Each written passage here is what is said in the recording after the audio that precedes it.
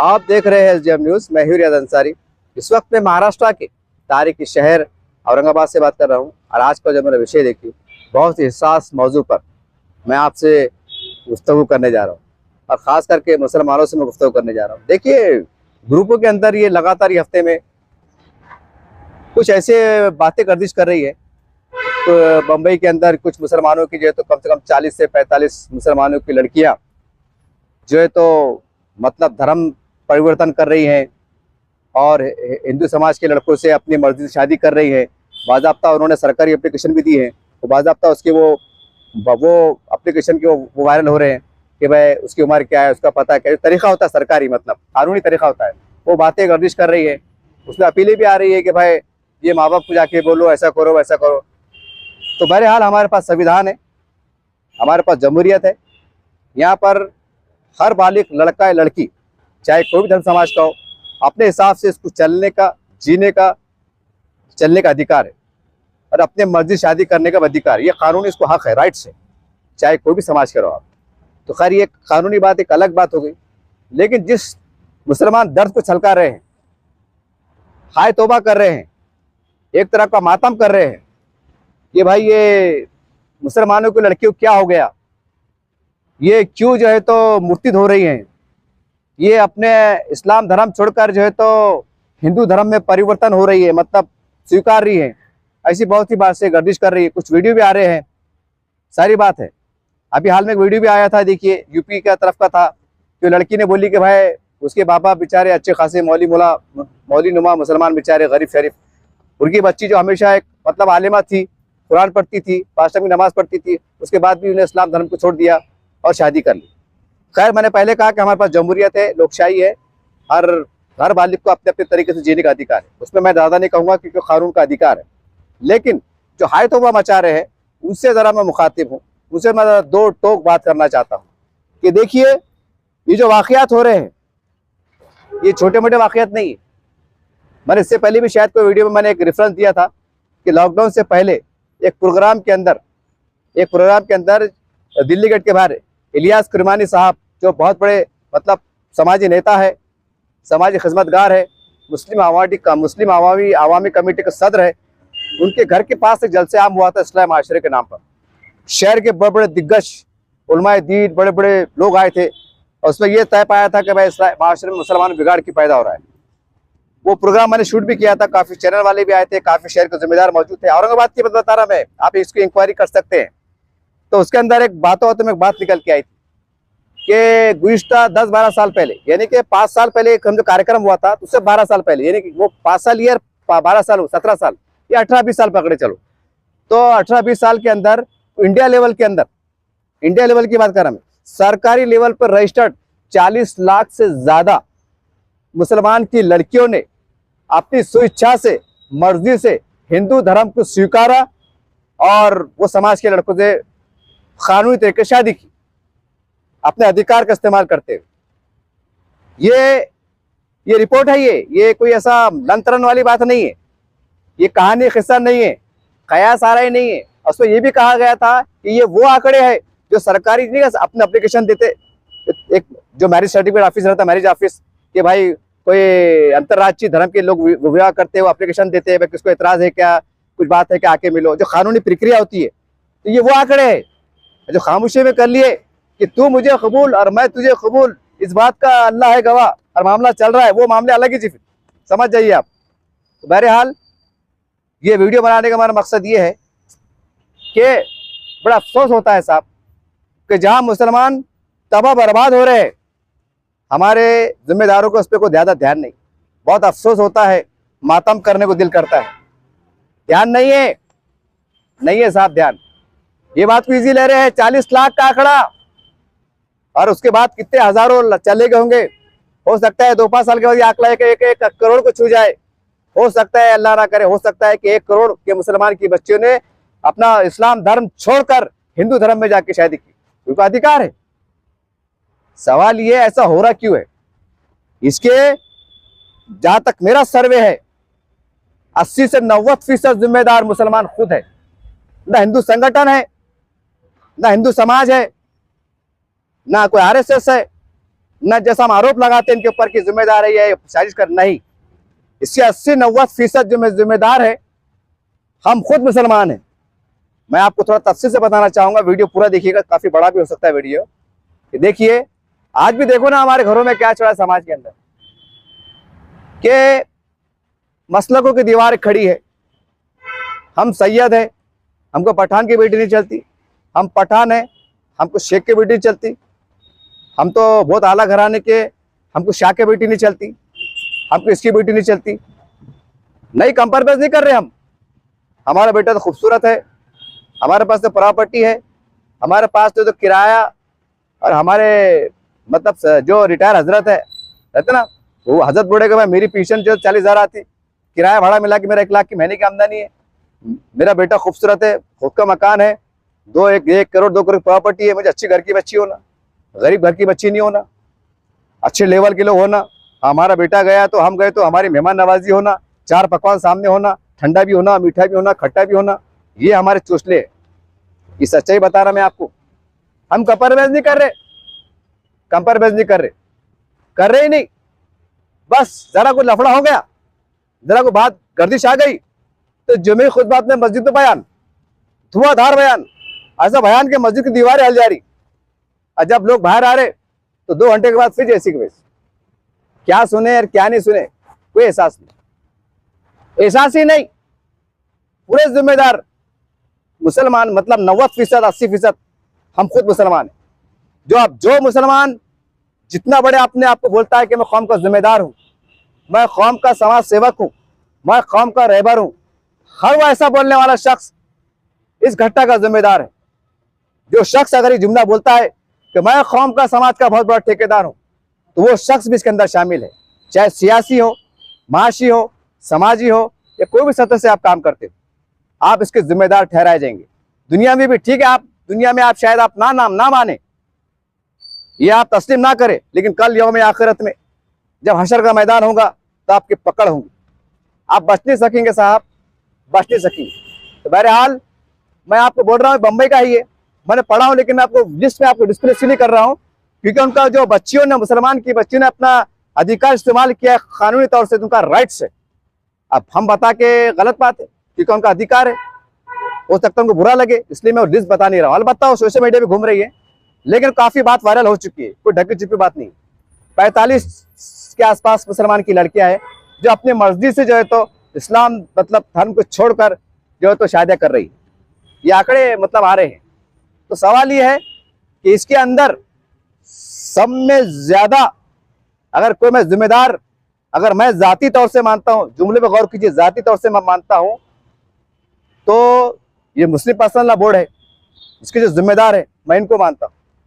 मैं इनको इसलिए मानता हूं कि हम वक्फ बोर्ड को देख रहे हैं, वक्फ बोर्ड को लेके पूरे देश में हंगामा है, रोड पे आने की तैयारियां चल रही हैं, संसद को हलाने की बात चल रही है, लोकशाही माध्यम से लाखों को निकालने की तैयारियां चल रही है। मुसलमानों का आह्वान किया जा रहा है कि अब हम खामोश नहीं बैठेंगे। बहुत तरह के दावे किए जा रहे हैं, बहुत तरह की बातें गर्दिश कर रही हैं। लेकिन हालांकि वक्फ बोर्ड क्या है, मैं आपको अगर उसका ऑपरेशन करके बताऊं ना, कुछ बड़ा मसला नहीं है। ज्ञानवापी मस्जिद, संभल मस्जिद और 2-3 मस्जिद की वाद विवाद है, यकीनी तौर से अल्लाह नजरे बस से बचाए, अल्लाह की मदद देंगे। लेकिन बाकी जो हिंदुस्तान में जो लाखों मस्जिद है या मज़ारात है, खानखाएं है, और जो इनकी जायदाद है 10 एकड़, 20 एकड़, 50 एकड़, इस पे नजर है, इस पे नजर है।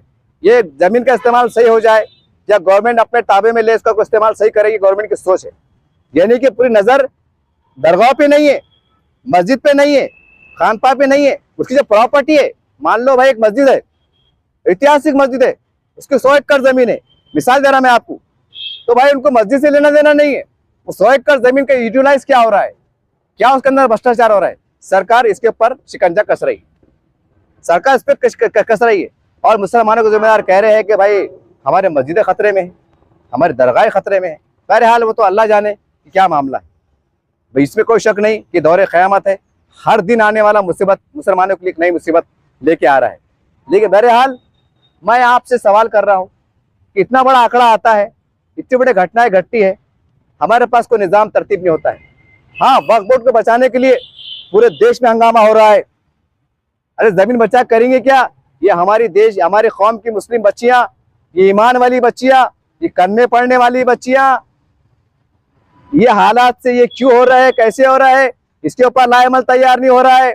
वो वक्फ बोर्ड की जमीन जो हमारे बाप को मिलना नहीं है, मुसलमानों के काम में आने वाली नहीं है, उसके ऊपर मुसलमानों को गुमराह किया जा रहा है। ये मेरा आरोप है आपके ऊपर, ये मेरा इल्जाम है आपके ऊपर कि आप मुसलमानों को गुमराह करने का काम कर रहे हैं। मेरी बेटियां, मेरी बहनें हजारों की तादाद में ये मूर्ति क्यों हो रही है? क्या खाली भाषण देने से, क्या मस्जिद में बयान देने से क्या मामला हल होने वाला है? लोग कमेंट करते हैं कि ईमान वाले नहीं है, ये कच्चे ईमान वाले, ऐसे कमेंट करते हैं। मैं उनको कहना चाहता हूं कि आपने झांक के देखा उनके हालात क्या थे, क्या नहीं थे? देखा आपने? नहीं देखा। जरा सच्चाई को देखिए आप, इसके ऊपर अभियान चलाइए। पूरे हिंदुस्तान की मस्जिदों में ऐसे 2-3 दिन के इजलास मुनक़्क़िद कीजिए कि 3 दिन का यहाँ मुस्लिम पर्सनल बोर्ड के तमाम मस्जिद के अंदर प्रोग्राम रखा जा रहा है। ये 3 दिन का कार्यक्रम है। यहाँ बड़े बड़े जिम्मेदार रहेंगे, मंडप लगे हुए हैं। गांव में, शहर में जाके अखबार के जरिए से, सोशल मीडिया के जरिए से आह्वान कीजिए कि आइए हम सादगी से निकाह करते हैं। अगर आपको कुछ जरूरत पैसों की है तो हम पैसे जमा करके देते हैं, जो जायज़ दान को लगते वो देते हैं। लेकिन नहीं, इतना आसानी से बोलते थे अरे गरीब है तो मियाँ क्या हुआ, चाय पी लेना, कौन बोला दावत करो। एक तरफ ऐसे भी बोलते, और जब अपनी बारी आती तो बड़े बड़े मंडप, 10 लाख का मंडप, फला हॉल, 10 किस्म के पकवान दबा के चल रहे, और फिर जुमे की नमाज में शरीफ आपा बन के खड़े हुए। ये मामला मुसलमानों का, ये जो वाकयात हो रहे ना, इसके हम जिम्मेदार है। वो नहीं है साहब, वो नहीं है। अब आप बोल रहे हैं, मैं कमेंट पढ़ता हूँ, वो लालच दे रहे हैं, वो ऐसा कर रहे हैं, वो सहूलतों का ऐलान कर रहे हैं, वो उनको बहुत कुछ दे रहे हैं। तो फिर सवाल ये है, आप क्या कर रहे हैं? आप क्या कर रहे हैं? आपके पास लाएमल क्यों नहीं है? कई हमारा सर्वे है कि कई मुसलमानों की बेटियां पुराने रस्म रिवाज में जकड़ कर सिर्फ इंतजार में बैठी है कि मेरे घर के सामने मंडप लगेगा, आधा कुंटल की बिरयानी बनेगी और मैं घर से विदा हूँ। क्या कर सकते? इस्लाम में इसकी गुंजाइश तो नहीं है, हालत के हिसाब से वलीमे की गुंजाइश है, लेकिन एक परंपरा बन गई। हम जकड़ गए हैं, अपने आप को मुसलमान बोलते हैं, इस्लाम को मानने वाले बोलते हैं, लेकिन जकड़ी हुई हालत में है कि हम पुरानी रिवाज को छोड़ने तैयार नहीं। करके तो वो लोग समाज बोलते हैं ना कि भाई जब तुम पुरानी रिवाज पे चल रहे हैं तो चलो घर वापसी कर लो। क्यों अपने आप को मुसलमान बोल के अपना टाइम खराब कर रहे? मतलब यहाँ भी सुख से नहीं, वहां भी सुख से नहीं, आ जाओ फिर घर वापसी करो। नौज़बिल्लाह माज़अल्लाह, वो तो फिर आह्वान देंगे ना।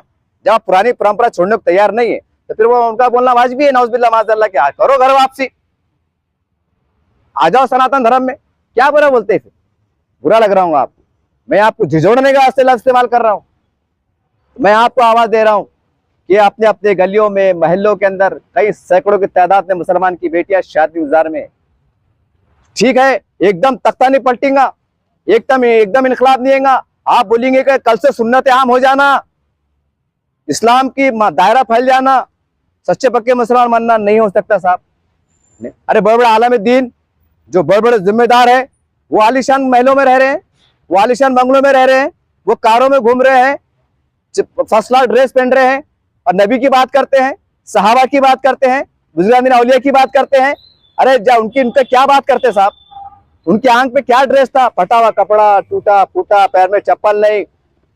4-3 बर्रे आजम के खलीफा अमीरुल मोमिनीन का घर, एक टूटा फूटा मकान, झोपड़ी नुमा, घोड़े पे आ रहे हैं परेशान लोग कि अमीरुल मोमिनीन जो 2-3 बर्रे आजम का खलीफा हो, जिसकी एक धाक हो, जिसकी एक दहशत हो, जिसका अपना रुआब हो कि कोई नाइंसाफी नहीं कर सकता, ये दबदबा हो, उसका घर एक मामूली झोपड़ा। कि हम आज के जो हमारे बड़े बड़े आलम दीन है कि आप उनसे अफजल हो गए?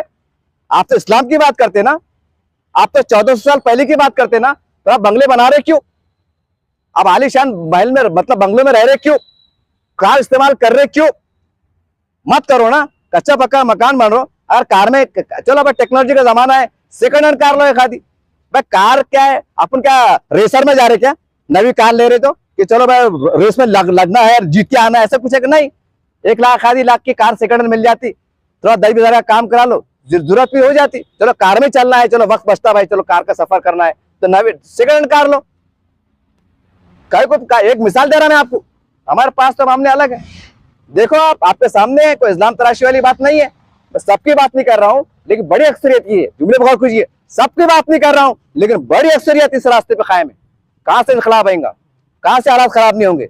बहरहाल जो मुसलमानों की बेटियां लड़कियां अपनी मर्जी से जो कदम बढ़ा रही हैं, जो इस्लाम धर्म को छोड़ रही हैं, ये तमाम मुसलमानों को जिम्मेदारों को सोचने की जरूरत है।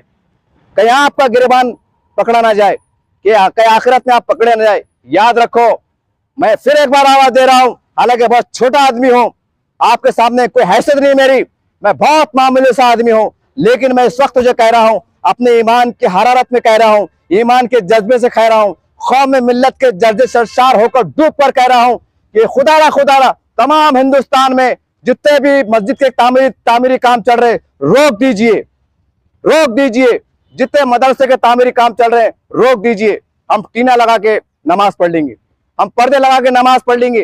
कालीन बिछाना बंद कर दीजिए, झूमर लगाना बंद कर दीजिए, लाखों रुपए कालीन डालना बंद कर दीजिए। अरे कितने अफसोस की बात है कि मेरी समाज की, मेरी मुस्लिम माए बहनें बेटियां, मेरे पास शहादत भी मौजूद है, जो गुर्बत के मारे अपने जिस्म बेचने पे मजबूर है, जो सो जाती है और हमारे पास वो कहीं और लेट जाती है गुर्बत के मारे, और हमारे पास कालीन बिछ जाते हैं।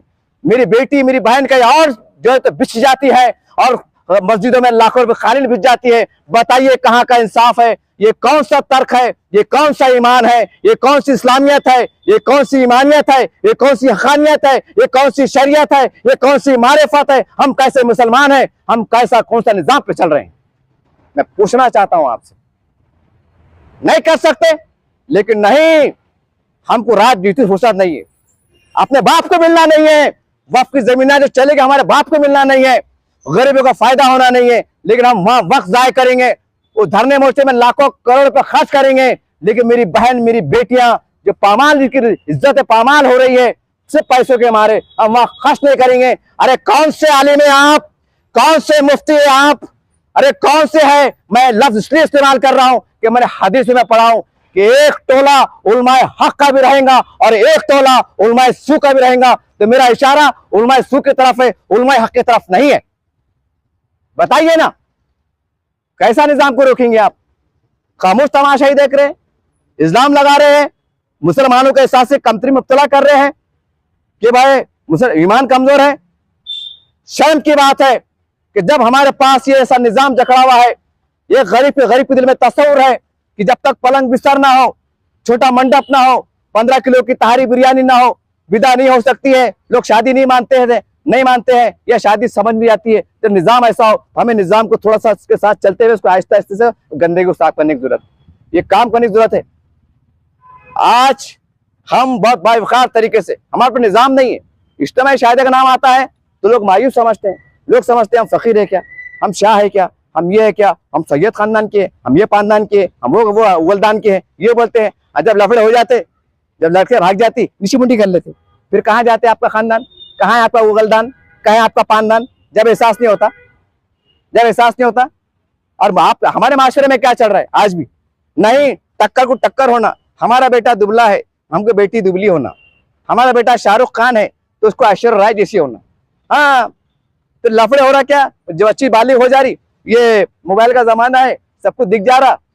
अंदर के हमारे जो जिनसी ख्वाहिशात जो जागती, रास्ते फूटते, फिर हाय हेलो होता, एक आदि फिर वो व्हाट्सएप फेसबुक पे क्या वो रहता ना, तमाशा क्या वो, उस पर फिर वो लिंक मिलती, फिर क्या है उसको रास्ता मिलता, शैतान बहका भी निकल जाते। और हम समझते हैं हम बड़े नामचीन लोग हैं, हम बहुत पर्दे गोशे के लोग हैं। जब मालूम पड़ता और यार इतने बड़े खानदान की बच्ची गई कैसा, तो आप जवाब क्या देंगे? आप ये बहुत सी बात है साहब, मेरे पास से बहुत से, मैं बताऊं ना, शर्म से डूबने की बात हो जाएगी। आप जो अक्लमंद होंगे समझो आप, और मैं आपको गुजारिश कर रहा हूं कि अल्लाह के वास्ते यहां से हिंदुस्तान में एक लाहेमल तैयार करो कि जब तक हम ये उस पर हम काबू नहीं पाएंगे, हम वो काम हरगिज नहीं करेंगे जो हमारा वक्त जाया होता। ऐ मुस्लिम पर्सनल बोर्ड के तमाम जिम्मेदारों, मैं आपसे बड़ा अदब एहतराम से कह रहा हूं, क्या वक्फ बोर्ड की लड़ाई लड़ रहे हैं? जमीन को बचाने की बात कर रहे हैं कि हमारे हजारों एकड़ जमीन चल जा रही है। मैं आपसे पूछता हूं, एक तरफ हजारों एकड़ जमीन है, एक तरफ मेरी माँ मेरी बहनों की इज्जत खड़ी हुई है।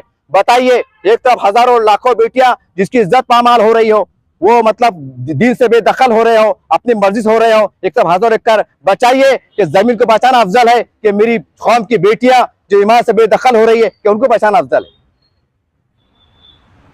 किसको बचाएंगे आप? अरे कौन सी दुनिया में रह रहे आप, जो हमारे बाप को मिलना नहीं है, गरीब मुसलमानों को मिलना नहीं है, उसके लिए आप जलसे जुलूस कर रहे हैं, प्रेस कॉन्फ्रेंस ले रहे हैं, ईवान में बात उठ रही है। और जो हमारे गरीब मुसलमानों के मसाइल, अरे आपको इसलिए आवाज दे रहे हैं कि मुसलमानों की आंखों में काली पट्टी बंधी हुई है। ये आपने बोल दिए कि इसमें सवाब है, जन्नत मिलेंगी, तो गरीब मुसलमान दिल खोल के डाल देता है। ये इनकी बदनसीबी साहब, अल्लाह मुझे माफ करे। ये आंखें खोल के देख रहे नहीं है कि हमारे समाज में क्या चल रहा है, मेरे गली में क्या चल रहा है, मेरे खानदान में क्या चल रहा है, इनको एहसास नहीं है। कसम खुदा की जिस दिन मुसलमान जग जाएगा, एक दिन जरूर आएगा, अल्लाह मुझे माफ करे, जो उलमा इकराम जो हमारे सर के ताज है, मुसलमान इनसे बदन हो जाएंगे। जब इसके नताज भयानक आना शुरू हो जाएंगे, जब रिजल्ट आएंगे, जब लोग एहसास होंगे, जैसे आज मैं एहसास कर रहा हूं कि हमारे बड़ों को करना चाहिए। मैं आज अकेला बनता हूं थोड़ी देर के लिए, कल मेरे ऐसे दीवाने हजारों पैदा हो जाएंगे, जब इनकी निगाहों में, इनके दिलों में आपकी अजमत कम हो जाएंगी। अल्लाह मुझे माफ करे और आप भी मुझे माफ करे। मैं बहुत बड़ी जरूरत के साथ हक बात कहने जा रहा हूं। इसके ऊपर वो कीजिए, खाली इस्तेमाल के मत कीजिए, बयान में बोल बचन भाषण मत दीजिए। मरना सबको है, जूते खाना सबको है, जहन्नम में जाएंगे जन्नत लेंगे, सबको समझता। लेकिन और भी वजूहात क्या है, खाली भाषण देने से, इस्लामी बात करने से, इज्तिमा लेने से, इस्लाही प्रोग्राम लेने से गुर्बत दूर होने वाली नहीं है। कुछ पैसा लगता है साहब, कुछ पैसा लगता है। हाँ, अरे आप सोचिए ना कि बड़े बड़े आलम दीन होने का दावा करने वाले लोग भी फर्स्ट क्लास मतलब बिल्डों में रह रहे हैं, कारों में सफर करते हैं, लग्जरी जिंदगी बसर करते हैं, बड़े बड़े इजलास लेते हैं, लाखों रुपए खर्च करते हैं। यानी इस्लाम के काम में, दीन इस्लाम के काम पे नाम पे जो काम होता है वहां भी लाखों रुपए लग जाता है। तो एहसास क्यों नहीं है? ये तो दुनिया का काम है साहब, ये तो दुनिया का काम है, यहाँ भी पैसा लगेगा साहब। तो निजाम दो, ऐसा निजाम होना चाहिए। मैं आपको एक एग्जांपल दूंगा, ज्यादा वीडियो बड़ा नहीं करूंगा, कि अगर मैं गरीब है, अब मेरे से गरीब लाखों तस्वर कर लीजिए आप, अगर मैं गरीब है, अचानक मेरी बेटी को रिश्ता आता है, मेरे पास कुछ नहीं है, लेकिन मैं गैरतमंद हूं, मैं हलाल से कमा रहा हूं, गैरत से जी रहा हूं, मेरे पास 2-3 बेटियां हैं, एक बड़ी रिश्ता आया, तो मैंने ये एक एप्लीकेशन जमात इस्लामी के ऑफिस पर, जमीयत उलमा के ऑफिस पर, चाहे अरशद मदनी हो या महमद मदनी हो या अहले हदीस हो कि अहले सुन्नत जमात हो, इनके जिम्मेदार पास देना चाहिए, मैंने देना चाहिए। साहब मेरे बेटे रिश्ता है, वो लड़के वाले कह रहे हैं कि आप इशारा कीजिए शादी हो जाएगी, तो आपने ये बोलना चाहिए अंसारी साहब, उनको बोलो कल शादी कर लेते हैं, कल रातों रात मंडप बिक जाएगा इंशाअल्लाह, कल हम 25 किलो की बिरयानी बस आपके मेहमान को बुला के मुख्तसर में हम आपकी बच्ची को हम विदा कर देंगे, आप बाजू खड़े हो जाइए, जहां आपको सैन मारना है, बात करना है खड़े रहिए, बाकी हम संभाल लेते।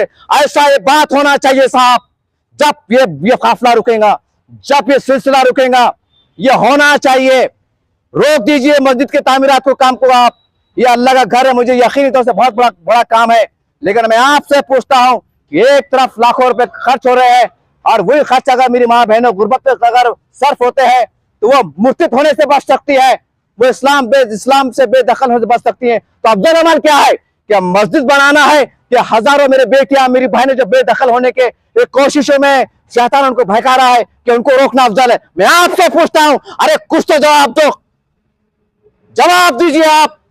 मैं मुसलमान की हैसियत से आपको आवाज दे रहा हूं, आप आवाज जवाब नहीं देंगे, याद रखिए ये दीवाना, ये पागल, याद रखिए कल यौम आखिरत में तमाम हिंदुस्तान के दिग्गज आलिम दीन को, सरबराह को उनके गिरेबान पकड़ेगी ना कि अल्लाह ताला उम्मत की बेटियां डूब रही थी, मैं पागल ने सदा लगाया था, लेकिन संसुने कर रहे थे, ये अपने आप को बड़ा समझ रहे थे, अल्लाह समझ रहे थे। आज तो उससे निपट तो आज तो इंसाफ दे।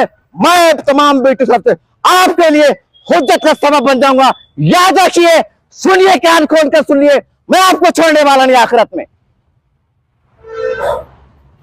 मेरे हाल मैं आपसे गुजारिश कर रहा हूं, असली हालात को देखिए, असली वजूहात को तलाशिए, इस्लाम दूसरे पर ना थोपिए, हमारे गिरेबान में झांक के देखिए और अपने अना को मिटा दीजिए कि मैं अंसारी हूं, तू सैयद है, तू शाह है, तू पठान है, तेरी बेटी हम नहीं करते, तू तबलीग जमात वाला है, हम सुन्नी जमात वाले हैं, तुम्हारी बेटी हम नहीं करते, हमारी बेटी तुम्हारा मान देते। क्या तमाशा है? इस्लाम की बात करते हैं, कुरान की बात करते हैं, शरीयत की बात करते हैं, सब बात करते हैं, और बात में ऐसी हरकतें करते हैं कि आपसे आपस में दीवारें खड़े करते हैं और फिर बोलते हैं कि हम जन्नत में जाने वाले हैं, फिर बोलते हैं कि हम इस्लाम को मानने वाले हैं। कैसा लाएमल तैयार हो रहा है? कौन सा इस्लामी निजाम फॉलो कर रहे हैं हम, कौन सा इस्लाम पे चल रहे हैं, कौन सा कुरान को मान रहे हैं, कुछ तो बताइए। अगर मैं गुमराही पे हूं तो मेरी इस्लाह फरमा दीजिए, इस्लाह फरमा दीजिए आप मेरी। बात दुख की बात है। बहरहाल मैं इतना ही कहूंगा कि अभी भी वक्त है कि कंप्रोमाइज कर लीजिए, कंप्रोमाइज कर लीजिए। अगर आप बड़े घर के हैं तो गरीब भर की बच्ची कर लीजिए, कंप्रोमाइज कर लीजिए। मत बोलिए कि वो तो गरीब है, हमारा बेटा जाएगा तो दावत नहीं होंगी, मेहमान नवाजी नहीं होंगी, हमारे बेटियां जाएंगे, हम जाएंगे तो खिलेंगे पिलेंगे नहीं। क्या नंगे लोग है, क्या भिखारी लोग है, कच्चा मकान है, टीनों का मकान है, टूटी फूटी फर्ची है, खाली चाय पिला के हकाल देंगे। नहीं, कंप्रोमाइज कीजिए।